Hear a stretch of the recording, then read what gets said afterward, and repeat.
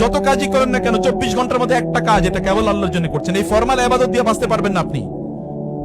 Formal ইবাদত আমাদেরকে right পথে রাখার জন্য, ইন্নাস সালাতা তানহা আনিল ফাহশাই ওয়াল মুনকার লাআল্লাকুম তাত্তাকুন, তোমরা যেন মুত্তাকি হও। মূল লক্ষ্য উদ্দেশ্য তো সেটা। মুত্তাকি না হইলে এই রোজা আপনাকে বাঁচাতে পারবে না। যেই সালাত আপনাকে হারাম এবং অশ্লীল কাজ থেকে রক্ষা করে না, ওই সালাত আপনাকে বাঁচাতে পারবে না। আজকে প্রচুর পরিমাণ জ্ঞান আমাদের আছে, কিন্তু আমাদের প্রজ্ঞা নাই। আমাদের প্রচুর পরিমাণ তথ্য আছে, কিন্তু এই তথ্য থেকে কোনো শিক্ষা নাই। আমাদের প্রচুর পরিমাণ ডিগ্রি আছে, কিন্তু কোনো মানুষের মধ্যে কোনো নৈতিকতা নাই। আমরা প্রচুর পরিমাণ কথা বলি, কিন্তু এই কথাগুলোর মধ্যে কোনো রোমানিয়ত নাই। আমরা হয়তো ইবাদত করি, কিন্তু ইবাদত আমাদেরকে ভালো মানুষ বানায় না। আমরা কেবল ঈমান এবং ইসলাম খুলি মসজিদে, কিন্তু মসজিদের বাইরে যে ইসলাম তার চেয়ে বেশি, এটা আমরা বুঝি না। মসজিদে আপনাকে 24 ঘন্টা থাকার সুযোগও নাই। আপনি কতক্ষণ থাকবেন মসজিদে? থাকার কথা আল্লাহ বলেনও না। ফাইজা কুদিয়াতিস সালাতু ফান্তাশিরু ফিল আরদ। মসজিদ কেবল মসজিদে আপনি আল্লাহওয়ালা, মসজিদে যাওয়ার পর এরপরে শয়তান। এই মানুষ দিয়ে কি হবে? মসজিদে যাওয়ার পর মসজিদের বাইরে আপনার সবচেয়ে বেশি সময় কাটে আপনার ব্যবসায়িক হাউজে, আপনি যেখানে কাজ করেন, চাকরি করেন, অথবা যেখানে আপনার সময়গুলো কাটান, সেখানে আপনি আল্লাহওয়ালা কেনা, সেখানে আপনার দিনদারি লেভেলটা কতটুকু, সেখানে আপনি ইন্টারনালি কতটুকু পরিশুদ্ধ। আল্লাহ তাআলা তার রাসূলকে কেবলমাত্র জ্ঞান বিতরণের জন্য পাঠান নাই।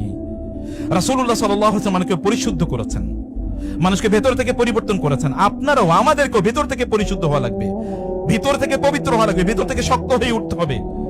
আদরওয়াইজ এটা লিকলিকে গাছের মতো যে কোনো সময় এটা ভেঙে পড়ে যাবে। রাসূল সাল্লাল্লাহু আলাইহি ওয়াসাল্লাম কি বলেন না, আল মুমিনু কাল খামা, মুমিনরা হচ্ছে কিসের মতো? একটা ধানের গাছের মতো। এটা যখন ঝড় আসে তখন একদিকে একটু ঝুলে পড়ে যায়, আবার যখন ঝড় চলে যায় তখন আবার সোজা হয়ে দাঁড়ায়, কিন্তু ভেঙে পড়ে না।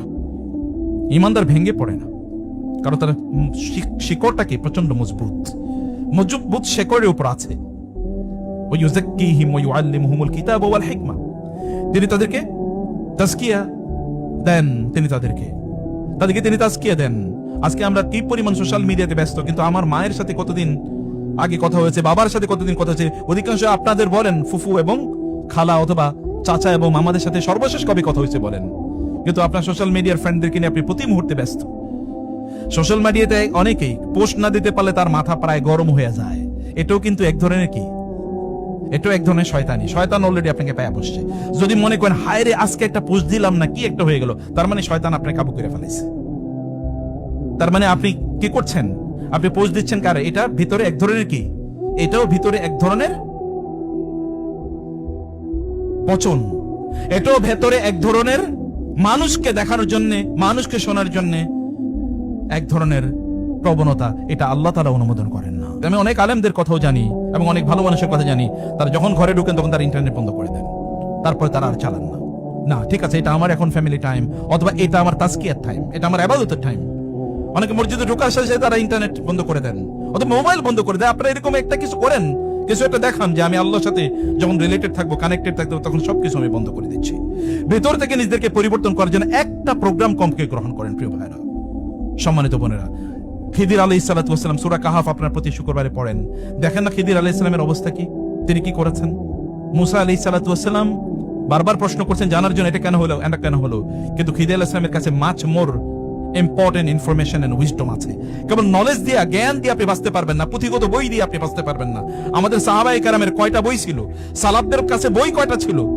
একটাই আল্লাহর কিতাব আর রাসূল সাল্লাল্লাহু আলাইহি ওয়াসাল্লামের কিছু কথা। তাও তারা এগুলো কত পরে এগুলোকে কালেক্ট করেছে বিশুদ্ধ। কিন্তু তারপরে দেখেন এই জগতে, এই জীবন, এই মানব জাতির মধ্যে তাদের চেয়ে সেরা কোনো মানুষ নাই। রাদিয়াল্লাহু আনহুম ওয়া রাদু আন, আস-সাবিকুনাল আউয়ালুনা মিনাল মুহাজিরিন ওয়াল আনসার।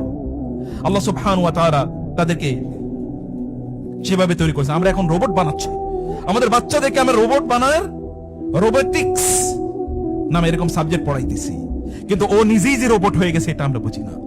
ওকে মানুষ, ও তো রক্ত মাংসে গড়া মানুষ হিসেবে জন্ম নিয়েছিল পৃথিবীতে, কিন্তু তাকে আমরা মানুষ বানাইছি কিনা? ভাইরা ভালো করে শুনুন, আপনার অট্টালিকা, আপনার এই ব্যবসা বাণিজ্য, আপনার এই চাকরি বাকরি, আপনার এই সম্পদ কিচ্ছু আপনার বাঁচাইতে পারবে না যদি আপনার সন্তানদেরকে আপনি মানুষ না বানান। আপনি নিজে যদি মানুষ না হন, আপনার নিজের মধ্যে যদি সেই মনুষ্যত্ব বোধ যদি তৈরি না হয়, আমি আপনাদেরকে সেই কথাই বলতে চাই। আজকে আমরা কি দেখতে পাই, যাদেরকে আমরা সমাজে দায়িত্ব দিই তারা আমাদেরকে হত্যা করার জন্য পরিকল্পনা করে, অথবা যারা যা এর আগে বলেছে সেগুলোকে তারা প্রত্যেকটা মুহূর্তে তারা ধ্বংস করে দেয়। আবার আরেক দল মনে করে ওইখানে গেলেই সব আমরা সমাধান করে ফেলতে পারবো। কোনোভাবে না আগে সমাজ পরিবর্তন করা লাগে। নবীরা যা করেছেন, রাসূল ইসলাম যা করেছেন, মক্কায় দেখেন যারা ঈমান গ্রহণ করেছে এরা কারা? মদিনার ভিত্তি তৈরি করেছেন তারা। মক্কায় যারা ইসলাম প্র্যাকটিস করেছিলেন এই বৈরী এনভায়রনমেন্টে, তারাই কিন্তু পরবর্তীতে গোটা পৃথিবীতে তারা ইসলাম ছড়িয়ে দিয়েছেন। আপনার নিজকে পরিশুদ্ধ করে নেওয়া দরকার। দারুল আরকামের ছাত্ররা 10 জনই জান্নাতের সুসংবাদ প্রাপ্ত সাহাবী, অথচ ছাত্র সংখ্যা ছিল 40-50 জন। এর মধ্যে 10 জনই আশারে মুবাশশারা। আমাদের পরিবারে এমন একটা আশারে মুবাশশারা তৈরি করেন না, রাতের অন্ধকারে দাঁড়িয়ে নামাজ আদায় করতেছে, আপনি জানেনও না। আপনার সন্তান আপনি জানেনও না, রাতের অন্ধকারে আপনার স্ত্রী আপনি জানেনও না, রাতে দাঁড়িয়ে নামাজ আদায় করতেছে। আপনি নিজে যখন রাতে সালাত আদায় করছেন কেউ জানে না, দরজা বন্ধ, একা একা আপনি সালাত আদায় করছেন। ভিতরে এরকম একটা পরিবর্তন নিজের মধ্যে তৈরি করেন। যদি আপনারা বাঁচতে চান, মনে রাখবেন উম্মাহ কেবলমাত্র অমুকের কারণে ক্ষতিগ্রস্ত, তমুকের কারণে ক্ষতিগ্রস্ত এরকম না। উম্মাহ ক্ষতিগ্রস্ত আমার কারণেও। আমি তো উম্মার গুরুত্বপূর্ণ মেম্বার, কেন আমি হাত তুললে আল্লাহ তাআলা কবুল করলো না? আমার নিজকেও আমি বলছি, আপনাদেরকেও আমি বলি, আমার কি দায় নাই এখানে? উম্মাহ যখন চারিদিকে মার খায় তখন কি আমার কোনো দায়িত্ব নাই? উম্মার সম্পদগুলো যখন এভাবে লুট হয়ে যায় তখন কি সম্পদ আমার এখানে কোনো দায় নাই? উম্মার সম্পদগুলো যখন ধ্বংস করে ফেলা হচ্ছে তখন কি আমাদের কোনো দায়িত্ব নেই এখানে? উম্মার এমন কি সদস্য আমরা বানাইলাম যে সদস্য উম্মার এই কষ্ট দেখে তারা কাঁদে অথবা দুহাত তুলে আল্লাহকে বলে, আল্লাহ তুমি এই সমস্যা থেকে আমাদেরকে মুক্তি দাও? নাকি ব্লেম গেম, কেবল ব্লেম গেম, অমকে কেন করলো, তমকে কেমন করলো? আপনি কি করছেন? আপনারা কি করেছেন? সামষ্টিকভাবে আপনাদের অবদান কি উম্মার জন্য, জাতির জন্য? আপনার ফ্যামিলিতে আপনি কি করছেন? ফ্যামিলিতে এরকম একজন সালাউদ্দিন আইয়ুবী বানানোর কোনো প্রজেক্ট আছে? একজন খালিদ ইবনে ওয়ালিদ বানানোর কেন প্রজেক্ট আছে? কেবল কোন স্কুল, কোন কলেজ, কোন মাদ্রাসায় ভালো ভর্তি করাবেন, এরপরে কি সার্টিফিকেট নেবে, তারপরে কোথায়? আমি এরকম অনেক আলেমের দেখি যে তাদের সন্তান ওই বিশ্ববিদ্যালয় থেকে একটা সেকুলার সাবজেক্টে বিশাল ডিগ্রি অর্জন করছে, এখন তিনি ওইটা এরপরে কয়েকশো লোকের দাওয়াত দিয়ে খাওয়ায়। আমার কাঁদতে মনে চায় যে এইটা কি, এটা কি? তাহলে অন্যদের মধ্যে সেকুলার আর আপনার মধ্যে পার্থক্য কি? আপনার মধ্যে পার্থক্য, আপনি তার মধ্যে কি ওয়ার্ল্ড ভিশন কি তৈরি করে দিচ্ছেন? তার মধ্যে কি আছে? সে কি উম্মার জন্য চিন্তা করছে কিনা, বা উম্মার জন্য তার অন্তরে দহন বা জ্বলন আছে কিনা? প্রিয় ভাইরা, আমাদের সন্তানরা তাদের মধ্যে নৈতিকতা তৈরি হচ্ছে কিনা, আমাদের মধ্যে নৈতিকতা তৈরি হয়েছে কিনা? এবং আমরা যখন কোনো কাজ করি তখন সেই কাজটি করার ক্ষেত্রে আমার দর্শন কি থাকে? আমরা কতটা আত্মকেন্দ্রিক? এই যে আপনাদের কথায় আপনি চিন্তা করেন, আমি নিজে ইনকাম করেছি অথবা আমি নিজেই খাবো, আপনার ইনকামের মধ্যে উম্মার কোনো অংশ নাই? আপনি কেবল নিজের জন্য আয় ইনকাম করবেন, ব্যবসা করছেন, উম্মার জন্য কোনো সম্পদ নাই, এখানে অংশ নাই, কেবল নিজের জন্য করবেন। আপনি চাকরি করছেন কেবল নিজের জন্য, আপনি যেটা করছেন এটা উম্মার কতটুকু কাজে লাগতেছে? বাস ইসলামের, দ্বীনের, আল্লাহর জন্য কতটুকু করছেন আপনি বলেন? সবে তো নিজের জন্য করলেন, আল্লাহর জন্য কতটুকু? অথচ আল্লাহ তাআলার জন্যই তো আল্লাহ করতে বলেছেন, ফাসজুদু লিল্লাহি ওয়াবুদু, সিজদা করো আল্লাহর জন্য, তার জন্য ইবাদত করো, তোমরা তার সন্তুষ্টি, ইবতিগা মারদাতিল্লাহ, আল্লাহ সন্তুষ্টি অর্জনের জন্য তোমরা কাজ করো। কিছু একটা করেন যেটা কেবল আল্লাহর জন্য করছেন, আর কারোর জন্য না। জীবনের একটাই, ভালো করে শুনুন, যত কাজই করেন না কেন 24 ঘন্টার মধ্যে একটা কাজ, এটা কেবল আল্লাহর জন্য করছেন। এই ফরমাল ইবাদত দিয়ে বাঁচতে পারবেন না আপনি। ফরমাল ইবাদত আমাদেরকে রাইট পথে রাখার জন্য, ইন্নাস সালাতা তানহা আনিল ফাহশাই ওয়াল মুনকার লাআল্লাকুম তাত্তাকুন, তোমরা যেন মুত্তাকি হও। মূল লক্ষ্য উদ্দেশ্য তো সেটা। মুত্তাকি না হইলে এই রোজা আপনাকে বাঁচাতে পারবে না। যেই সালাত আপনাকে হারাম এবং অশ্লীল কাজ থেকে রক্ষা করে না, ওই সালাত আপনাকে বাঁচাতে পারবে না। তা ওটা তো নামাজই না, ওটা কেবল এক ধরনের ফিজিক্যাল এক্সারসাইজ, কেবল এক ধরনের শারীরিক ব্যায়ামে পরিণত হয়েছে। এটা রুহানিয়ত নাই। ইবাদতের মধ্যে রুহানিয়ত লাগে। রাসূলুল্লাহ সাল্লাল্লাহু আলাইহি ওয়াসাল্লাম তা বলেছেন, একজন ব্যক্তি তার নামাজে 10 ভাগের 1 ভাগ সওয়াব পাবে অথবা এতটুকু পাবে। আপনি যখন ব্যবসা বাণিজ্য করেন তখন আপনি কোন পণ্যটা বিক্রি করেন?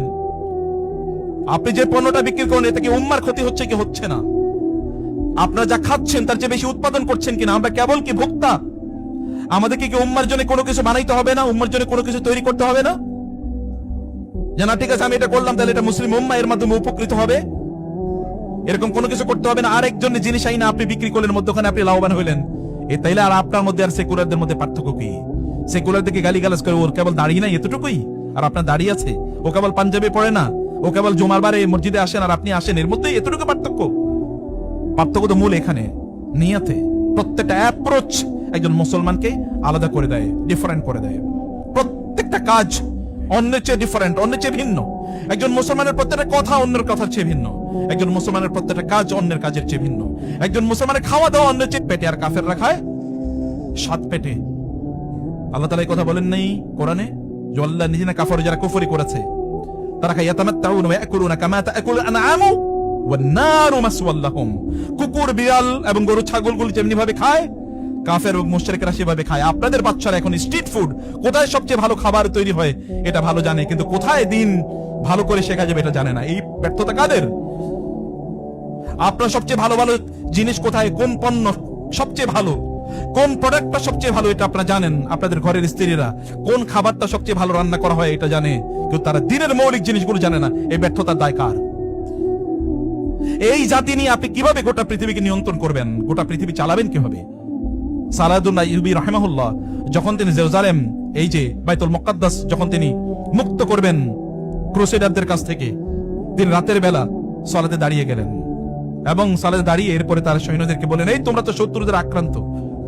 সবাই হুড়মুড় করে ঘুম থেকে উঠলো, বলে কই শত্রু আমাদেরকে আক্রমণ করছে? বলে শত্রু, সবচেয়ে বড় শত্রু তোমরা কি শোনো না? তোমাদের রব বলেছে ইন্নাশ শাইতানা লাকুম আদুউন ফাত্তাখিযুহু আদুওয়া, শয়তান তোমাদের শত্রু, অতএব শয়তানকে শত্রু হিসেবে গ্রহণ করো। শয়তানই তোমাদের সবচেয়ে বড় শত্রু। তোমাদেরকে তো তোমাদের শত্রু ঘুম পাড়িয়ে রেখেছে, আগামীকাল যুদ্ধ, তোমরা ঘুমাও কিভাবে? তোমাদের রবের সামনে দাঁড়ায় এখন তোমাদেরকে বলতে হবে যে আগামীকাল যুদ্ধে তুমি আমাদেরকে সাহায্য করো।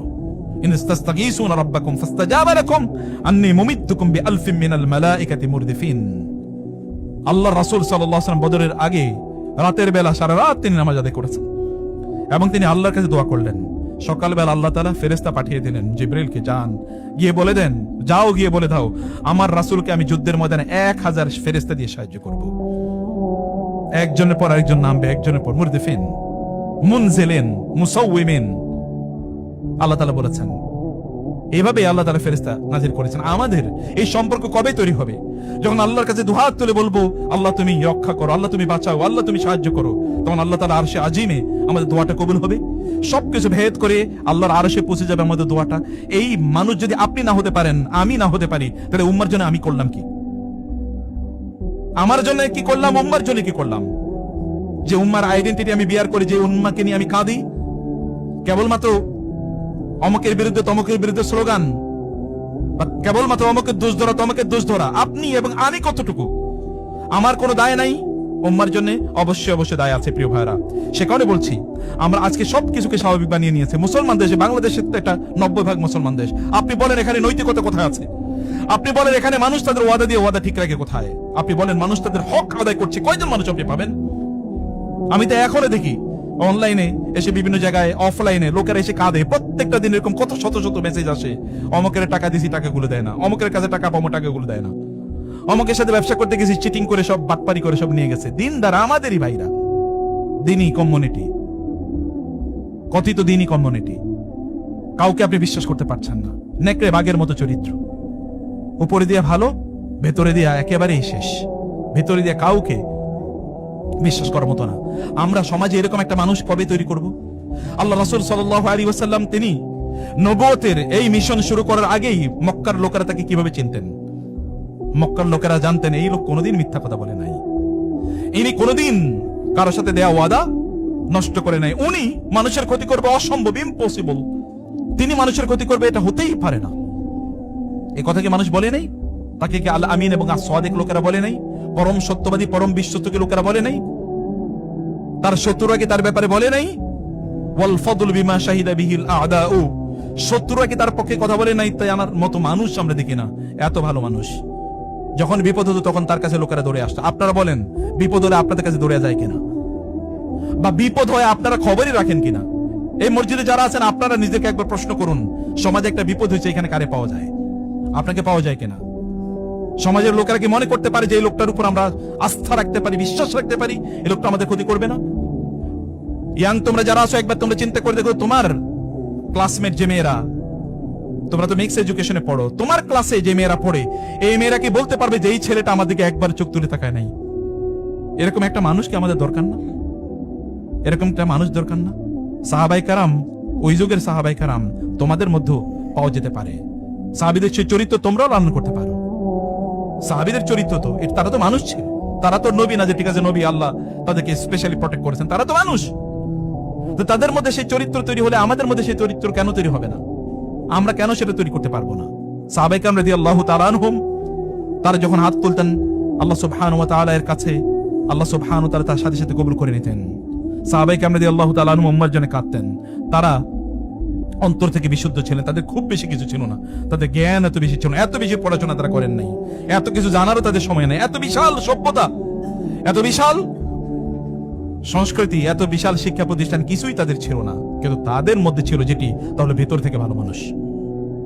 ওই যে আল্লাহ তাআলা বলেছেন তাদের ভেতর থেকে তারা ভালো মানুষ ছিলেন, তাদের ইখলাস ছিল এবং তাদের আল্লাহর সাথে তাদের রিলেশন ছিল, সম্পর্ক ছিল, সেভাবে তাদের নিজেদেরকে তারা তৈরি করে নিয়েছেন।